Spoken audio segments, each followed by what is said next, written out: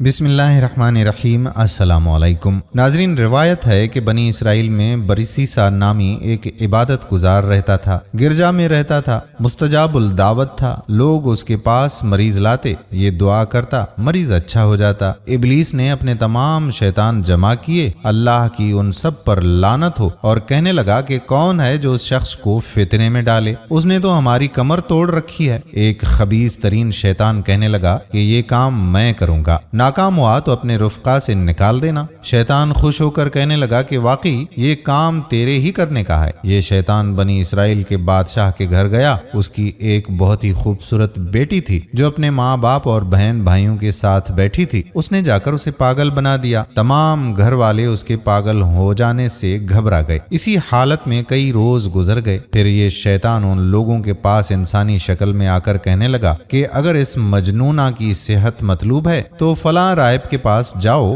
وہ اسے دم کرے گا اور اس کے لیے دعا کرے گا۔ لڑکی کو وہ اس راہب کے پاس لے گئے، اس نے دعا کر دی، لڑکی اچھی ہو گئی۔ وہ واپس لوٹنے لگے تو شیطان پھر آیا اور کہنے لگا کہ اگر اچھی طرح سے صحت چاہتے ہو تو اس کو چند دن تک راہب کے پاس ہی رہنے دو۔ وہ اس کے لیے تیار ہو گئے، مگر راہب نے اپنے پاس رکھنے سے انکار کر دیا۔ تاہم وہ لوگ اصرار کر کے اس کے پاس چھوڑ ہی گئے۔ راہب دن بھر روزہ رکھتا اور رات عبادت میں گزارتا۔ ادھر شیطان اس لڑکی کو یوں توں کچھ نہ کہتا۔ جب راہب کھانا کھانے کو بیٹھتا تو اسے دیوانی بنا دیتا اور اس حالت میں اس کا پردہ بھی کھول دیتا اور راہب ادھر سے منہ پھیر لیتا۔ ایک زمانے تک یہی سلسلہ چلتا رہا، حتیٰ کہ ایک دن راہب کی نظر اس کے چہرے اور بدن پر پڑ ہی گئی۔ کبھی ایسا خوبصورت چہرہ اور حسین بدن کب دیکھا تھا؟ بس صبر کھو بیٹھا اور بدکاری میں ملوث ہو گیا۔ لڑکی کو حمل ہو گیا۔ اب شیطان آ کر اس راہب سے کہنے لگا کہ تو نے اس لڑکی سے زنا کر لیا ہے۔ اب بادشاہ کی سزا سے بچنے کی ایک ہی صورت ہے کہ لڑکی کو قتل کر کے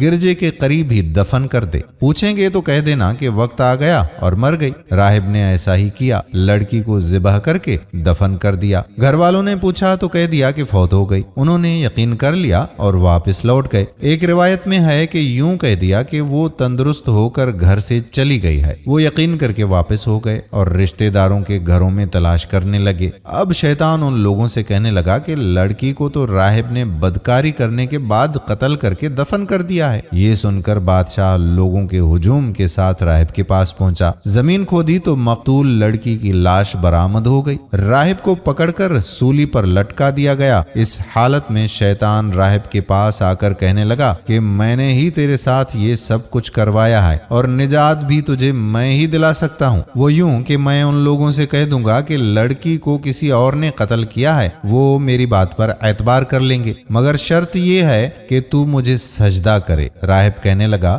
یوں سلیب پر لٹکے ہوئے سجدہ کیسے کر سکتا ہوں؟ شیطان نے جواب دیا کہ بس سر کا اشارہ کر دوں یہی کافی ہو جائے گا۔ راہب نے سر کے اشارے سے سجدہ کر دیا تو شیطان کہنے لگا مجھے تجھ سے کوئی سروکار نہیں ہے، میں تجھ سے بری ہوں۔ یہی مضمون سورہ حشر کی آیات میں ہے۔ شیطان کی سی مثال ہے کہ انسان سے کہتا ہے تو کافر ہو جا، پھر جب وہ کافر ہو جاتا ہے تو کہہ دیتا ہے کہ میرا تجھ سے کوئی واسطہ نہیں، میں تو رب العالمین سے ڈرتا ہوں۔ سو آخری انجام دونوں کا یہ ہوا کہ دونوں دوزخ میں گئے۔ دوستو، اللہ سے دعا ہے کہ اللہ تعالی ہمارا خاتمہ ایمان پر فرمائے، آمین۔ ویڈیو پسند آئی ہو تو شیئر ضرور کریں۔